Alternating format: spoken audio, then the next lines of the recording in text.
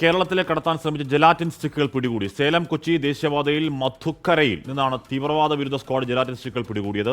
വാഹനത്തിന്റെ ഡ്രൈവർ സുബേറിനെ കസ്റ്റഡിയിലെടുത്തു. മുഹമ്മദ് റഹീസ് സുരേഷുമായി ചേർന്നു. റഹീസ്, ജെലാറ്റിൻ സ്റ്റിക്കുകൾ കേരളത്തിലേക്ക് വരുന്നതിന്റെ കാരണം എന്താണ്? ഇവിടെ കുറെ പാറക്കോറികൾ ഒക്കെ ഉണ്ട്, അതിലേക്ക് അനധികൃതമായി എത്തിക്കുന്നതാണോ, അതിനപ്പുറം എന്തെങ്കിലും ഉണ്ടോ? റഹീസ്. ഹാഷ്മി, ഇന്നലെ രാത്രിയോടുകൂടി ഈ സേലം കൊല്ലം കൊച്ചി ദേശീയപാതയിൽ ഇത്തരത്തിൽ പരിശോധന നടത്തിയിരുന്ന തീവ്രവാദ വിരുദ്ധ സ്ക്വാഡ് അവർക്ക് ലഭിച്ചൊരു വിവരത്തിന്റെ അടിസ്ഥാനത്തിൽ നടത്തിയ പരിശോധനയിലാണ് കൊച്ചിയിലേക്ക് കടത്താൻ ശ്രമിച്ച 2000 ജെലാറ്റിൻ സ്റ്റിക്കുകൾ പിടികൂടിയത്. 2 ലോഡ് ജെലാറ്റിൻ സ്റ്റിക്കുകൾ എന്നാണ് പറയുക. അത് 2000 എണ്ണമാണെന്നാണ് നിലവിൽ ലഭിക്കുന്ന വിവരം. ഇതാണ് ഈ മധുക്കരയിൽ നിന്നും പിടികൂടിയത്.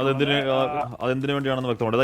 ലോകത്തെവിടെയായാലും ഏത് സമയത്തും 24 വാർത്തകളും ഓഗ്മെന്റഡ് റിയാലിറ്റി പാക്കേജുകളും എക്സ്പ്ലെയിനറുകളും വിശദമായി കാണാൻ ഞങ്ങളുടെ യൂട്യൂബ് ചാനൽ നിങ്ങൾക്ക് സബ്സ്ക്രൈബ് ചെയ്യാം.